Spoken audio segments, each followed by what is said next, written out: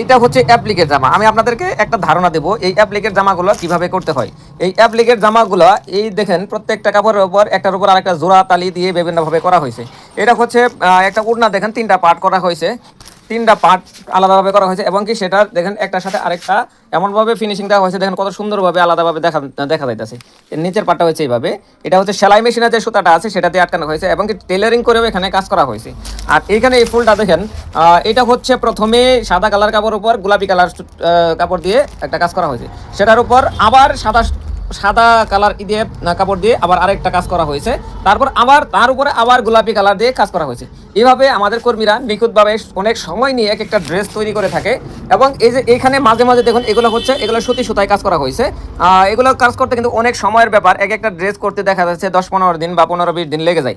তো সেই হিসেবে আমরা তাদেরকে খুব একটা মজুরি দিতে পারি না। আপনারা যদি আমাদের কাছে আমরা যখন সেল করতে যাই আপনাদেরকে, তখন আপনারা শুধু বলেন যে এগুলোর দাম বেশি। আসলে দাম বেশি হওয়ার কারণটা আমি আজকে আপনাদেরকে বুঝিয়ে দিলাম।